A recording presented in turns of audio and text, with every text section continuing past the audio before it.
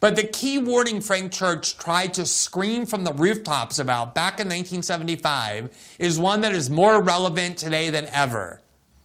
Namely, that while it may be necessary to have secretive and powerful agencies, which, as long as they are controlled and strictly focused on external and foreign threats to the United States, can actually be justifiable. And yet, nothing is more dangerous, and by nothing, he meant nothing, than what he viewed in 1975 as the mere possibility that one day the powers and the focus of those U.S. security state agencies would be turned inward, primarily targeting not our foreign enemies, but the American people themselves.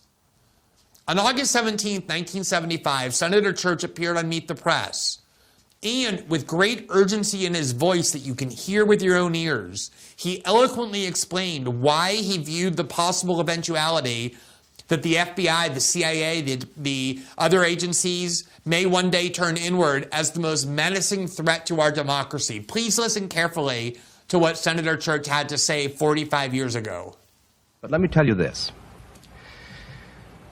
In the need to develop a capacity to know what potential enemies are doing, the United States government has perfected a technological capability that enables us to monitor the messages that go through the air.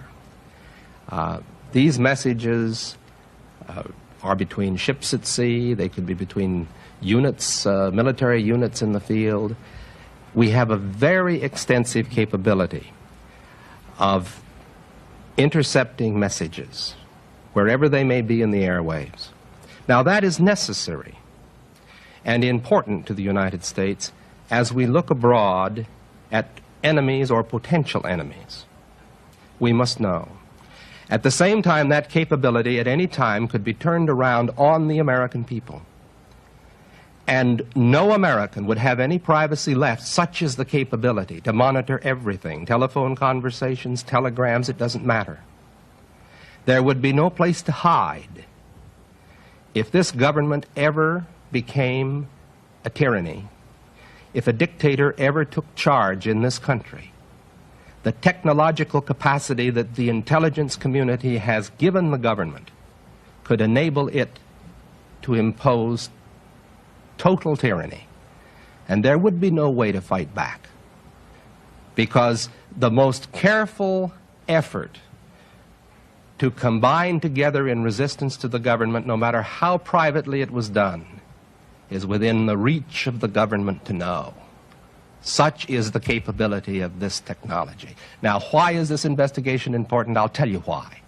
Because I don't want to see this country ever go across the bridge. I know the capacity that is there to make tyranny total in America. And we must see to it that this agency and all agencies that possess this technology operate within the law and under proper supervision, so that we never cross over that abyss. That's the abyss from which there is no return.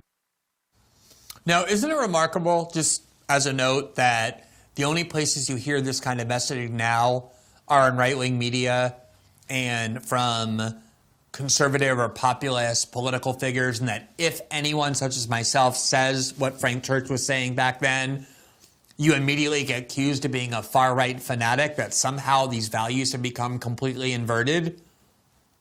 Just 40 years after that interview, what Frank Church regarded with such despair as a genuinely possible future danger has become an indisputable reality in ways far more severe than Church ever could have imagined. At the end of 2012, when I was contacted by a secret source who told me he had a trove of top secret documents proving that the NSA was now spying en masse, not on foreign enemies, but on the American people, his name turned out to be Edward Snowden. He cited in one of our earliest conversations before I even knew his name, that exact warning which I just showed you from Frank Church. And I myself had frequently cited Church's work and that specific warning in my own journalism before that, which prior to Snowden, I was able to show snippets here and there of just how invasive the U.S. security had become domestically. But it was not until I was able to access the NSA's own files, thanks to Snowden, could I show Americans through definitive reporting that the NSA had done exactly that which Frank Church had so stridently warned it must never do, turn its powers primarily inward. The series of documents we were able to report over the next 3 years from that archive proved that the NSA, along with the CIA, FBI, and Homeland Security, had done exactly that. The very first article published from the archive, my June 6, 2013 article in The Guardian that kicked off the reporting, was so shocking precisely because it proved not sporadic democratic spying by the NSA, domestic spying by the NSA, but the kind of mass indiscriminate spying, which President Obama's national security official, James Clapper, had falsely denied to the Senate just months earlier was being done at all by the NSA. And when I wrote my 2014 book on the work I did with Snowden and the significance of that reporting, I named the book after Frank Church's warning, "No place to hide," precisely because the severe dangers laid out by this very credible mainstream politician just 40 years earlier had clearly come to pass, to be our all-consuming, overarching reality. And it was indeed every bit as menacing and dystopic as Senator Church warned it would be.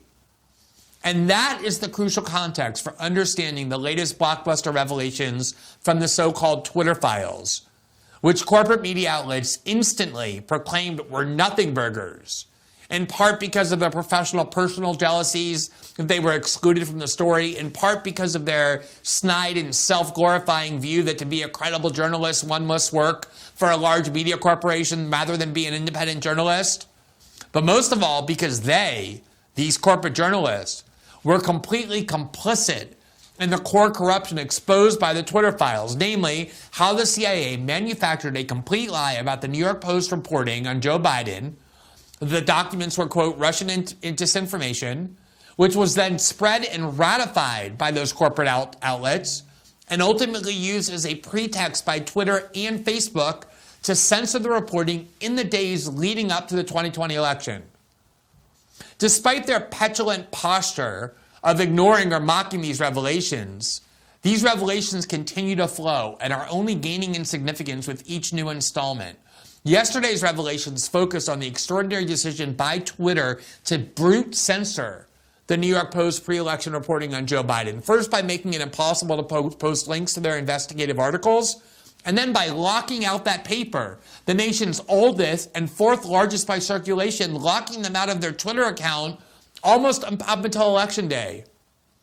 The summary of this reporting, and particularly how closely integrated the FBI has become in Twitter's censorship decision-making regime, was expressed by this tweet from Schellenberger yesterday. Quote, during all of 2020, the FBI and other law enforcement agencies repeatedly primed Yoel Roth, Twitter's chief censor, to dismiss reports of Hunter Biden's laptop as a Russian hack and leak operation.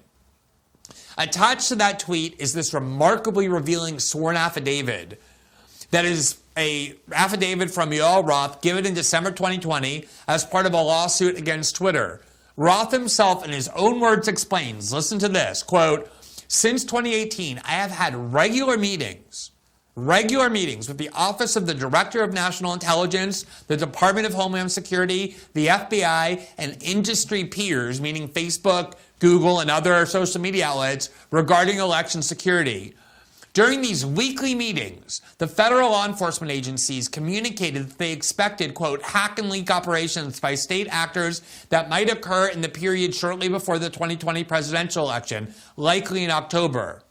He went on, I was told in these meetings that the intelligence community expected that individuals associated with political campaigns would be subject to hacking attacks, and that these materials obtained through these hacking attacks would likely be disseminated over social media platforms, including Twitter. These expectations of hack and leak operations were discussed throughout 2020.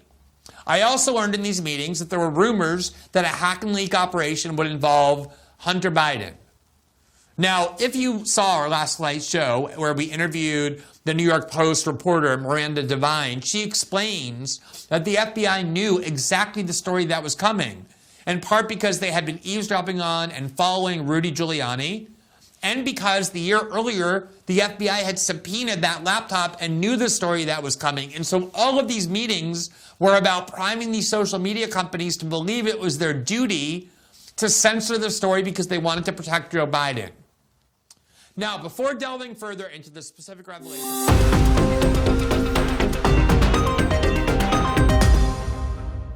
thanks for watching this clip from System Update. Catch our full shows for free, live weekdays at 7 p.m. Eastern on Rumble, and join our locals community at greenwald.locals.com for all of my written journalism, exclusive after-show Q&As, and more.